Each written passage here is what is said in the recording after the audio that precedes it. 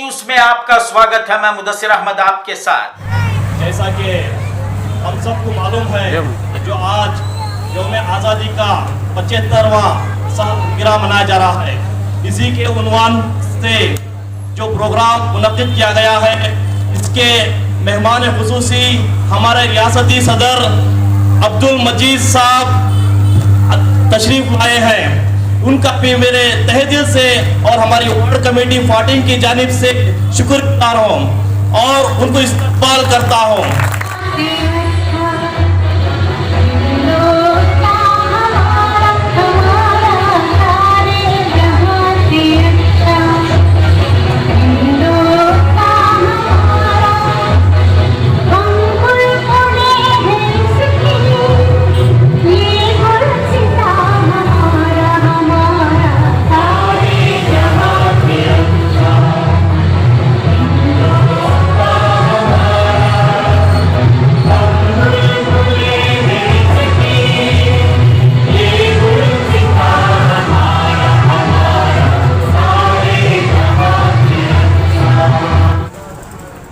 बहुत सारे बात इधर जिक्र हुआ, आपके सामने मौलाना ने बताए। आज कई दिन से हर घर तिरंगा का बात आने कर,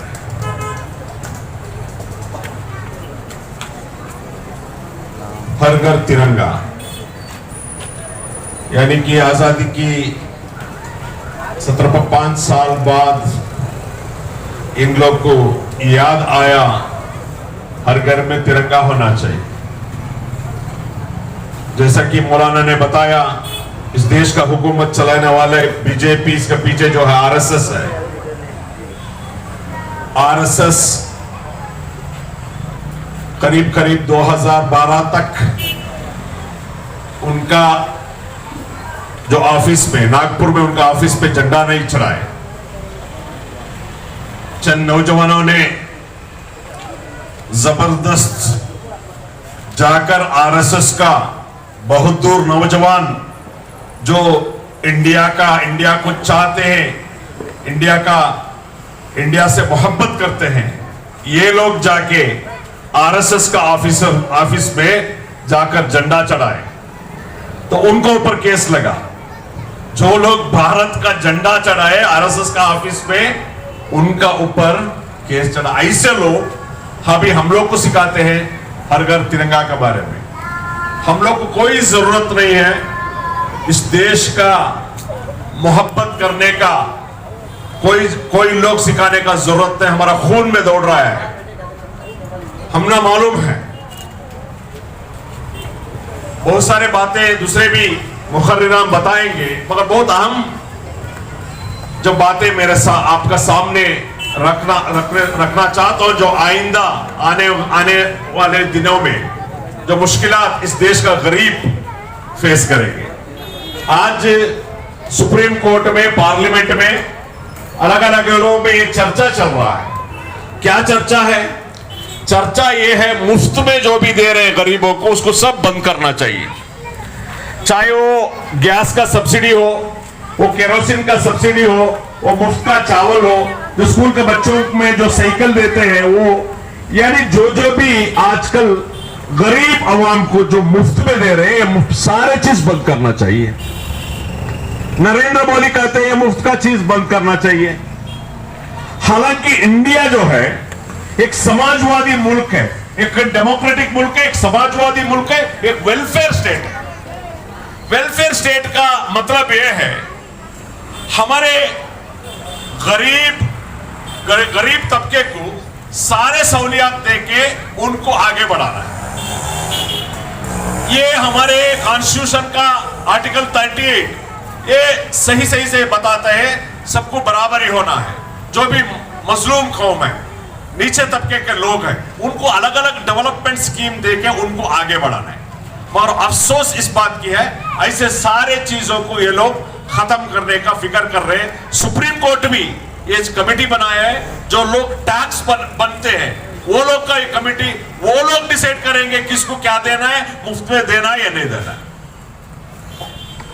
मैं पूछना चाहता हूं नरेंद्र मोदी जी से, अगर आप मुफ्त में देने को इनकार करते हैं गरीब लोगों को, दलितों को, आदिवासियों को, जो पिछड़े तबके को, 5 साल में आप गए 5 साल में आप आपका दोस्तों को जो लोन बैंक से जो मन्ना किए 10 लाख करोड़, 10 लाख करोड़ बैंक का लोन जो लिए थे उसको राइट ऑफ कर दिए। 1-2 रुपए नहीं, 10 लाख करोड़ रुपए। कितने लोग? 10,300 लोग लिए थे ये लोन।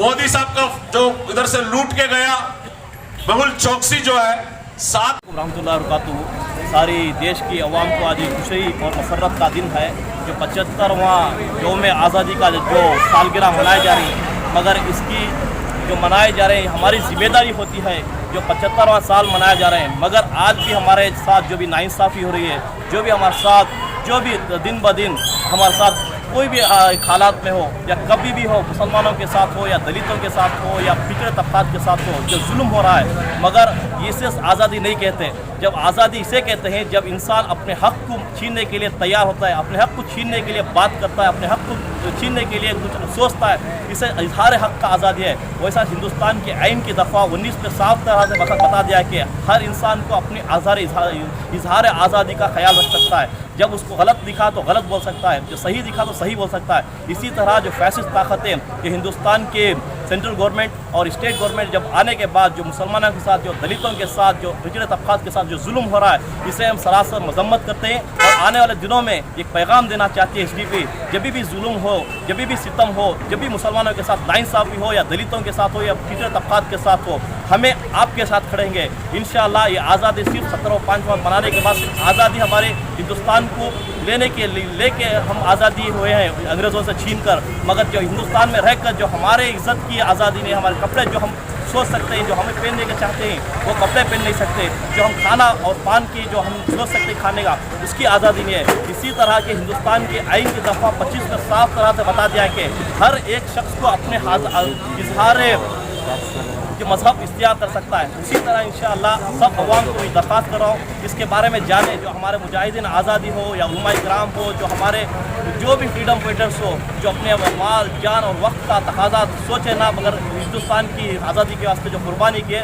उनको अब नक्शे ख़त्म पर चलते हुए इंशाअल्लाह आने वाले दिनों में मुँह तोड़ जवाब देना ये फिस्ताई ताकतों को। इसी तरह जो भी आज हमारे वार्ड नंबर 14 के अंदर बहुत अच्छे पैमाने पर इंशाअल्लाह प्रोग्राम हुआ, जो भी अवाम आई यहाँ आकर सुनी, जो हालात हाजिरा में जो हमारे रियासती सदर अब्दुल मजीद साहब तफसील से बताए और दीगर उलमा इकराम जो मसाजिद के जितने भी उलमा इकराम से आए दीगर और तफसील से बताए जो हालात हाजिरा जो मुसलमानों के साथ हो या दलितों के साथ हो, पिछड़े तबकात के साथ हो, इसका हम सोचें और हमारी नस्ल को, हमारे आने वाले जनरेशन को, हमारे दोस्त अहबाब को, हमारे रिश्तेदारों को सब बताएं कि इंशाअल्लाह आज नहीं खड़े तो कब, आज आवाज़ नहीं उठाएंगे कब, इंशाअल्लाह ऐसे वक्त में नहीं खड़कर एक इंसाफ के वास्ते, हमारे जुल्म के खिलाफ और जो भी हमारे साथ नाहक हो रहा है, जो कौम के साथ हो या दूसरे इसमें इंसानियत के साथ जो जुल्म हो रहा है, उसको आज नहीं खड़ेंगे तो इंशाअल्लाह कभी भी नहीं खड़ सकते। उस वक्त आज वक्त है तो हम खड़ना है इंशाअल्लाह। इसी के मद्देनज़र रखते हुए पूरे अहबाब को जो भी आए तो उनका शुक्रगुजार हूँ और हमारी वार्ड कमेटी का भी शुक्रगुजार हूँ, जो हमारे वार्ड लीडर्स थी उनका भी शुक्रगुजार हूँ।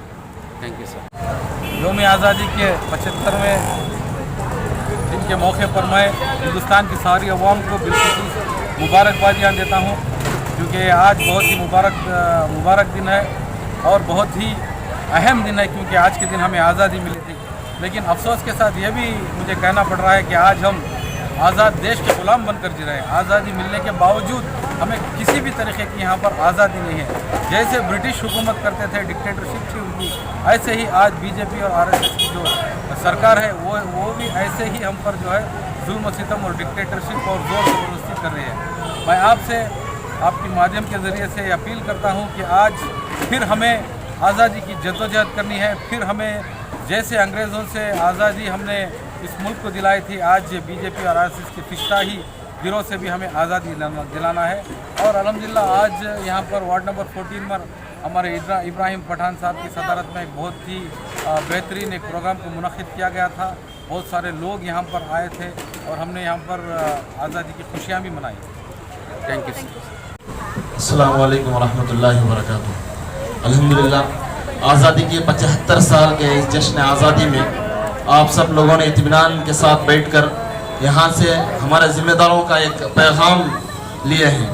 मैं उम्मीद करता हूँ कि हमारे रियासती सदर जनाब अब्दुल मजीद साहब ने जो पैगाम दिया कि जिस तरह हमारे बुजुर्गों ने कुर्बानी देकर इस मुल्क को आज़ादी दिलाया था, आज वही आज़ादी, वही रिपब्लिक, वही जमहूरियत, वही दस्तूर आज खतरे में है। तो फिर से इस दस्तूर को, इस मुल्क को फैशिज्म के चुंगल से आज़ाद कराने के लिए घर घर टिप्पू सुल्तान बनना है, घर घर अशफाकुल्लाह खान बनना है। शर्म आनी चाहिए ऐसी गवर्नमेंट पर। और हमें, जो हम इनको वोट देकर हमारे ऊपर हुकूमत करने के लिए हम इख्तिदार पर उन्हें बेचते हैं, हमें भी इसे बहुत गहराई से सोचना है। हम एक सोच में है, एक गुमराही में है कि इस नामुराद गवर्नमेंट बीजेपी को अगर हमें रोकना है तो कांग्रेस को लाना चाहिए। कांग्रेस को अगर आप वोट देंगे, इख्तिदार में लाएंगे, तो बीजेपी को हम रोक सकेंगे। लेकिन ये गुमराही है, एक फरेब है। आपने देखा कर्नाटक में, मध्य प्रदेश में, गोवा में, नॉर्थ ईस्ट में, हर जगह जहां पर कांग्रेस की हुकूमत थी वह बहुत ही आसानी से बीजेपी फिर हुकूमत बना ली।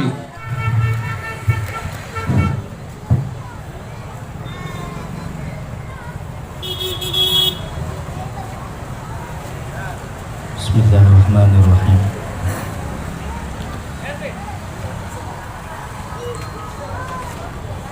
दिल से निकलेगी न मरकर भी वतन की उल्फत, दिल से निकलेगी न मरकर भी वतन की उल्फत, मेरी मिट्टी से भी खुशबू वफा आएगी। सारे जहां से अच्छा हिंदू सिता हमारा, हम बुलबुलें हैं इसकी ये गुल सिता हमारा। जो भी खान है ना वो लोग नहीं है।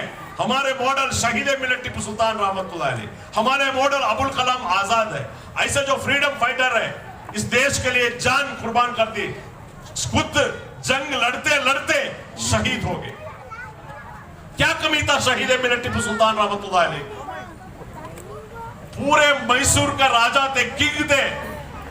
आज का कर्नाटक नहीं है, आज का मैसूर नहीं है। नामक्कल, अर्काड, मदुरई, कम से कम एक 30% तमिलनाडु था, केरला का 40%, कन्नूर, सुल्तान बത്തേरी, कासरगोड, वो आधा केरला कर्नाटक में था। कर्नाटक का ऑलमोस्ट 60-65%। ये सब मिलके मैसूर का जो हुकूमत शहीद मिलत टिप्पू सुल्तान का था। क्या कमी था उनको? मगर अफसोस इस बात की है वो लोग ब्रिटिश के साथ कॉम्प्रोमाइज नहीं किए। शहीद मिलत अगर उस दिन ब्रिटिश के साथ कॉम्प्रोमाइज करते, आज दरिया दौलत जो है टिप्पू सुल्तान का खानदान वाले का घर होता, जैसा मैसूर पैलेस है। मैसूर पैलेस आज राजवाड़ों का साथ है। आप राजस्थान जाएंगे, राजस्थान का हर जो महल है वो राजा का खानदान अभी भी है, उनका प्रॉपर्टी है वो। अगर उनका प्रॉपर्टी उनको मिला, शहीद मिलत टिप्पू सुल्तान रहमतुल्लाह अलैह का फैमिली को तड़ीपार करते हैं बांग्लादेश, बंगाल को। क्यों? क्योंकि शहीद मिलत टिप्पू सुल्तान रहमतुल्लाह अलैह ब्रिटिशों के साथ कॉम्प्रोमाइज नहीं करे, शहीद हो गए। ये मॉडल है हमारा। हम लोग को सिखाते हैं आप देश प्रेम के बारे में। ये देश प्रेम के बारे में हम लोग को सिखाते हैं आरएसएस चड्डी लोग।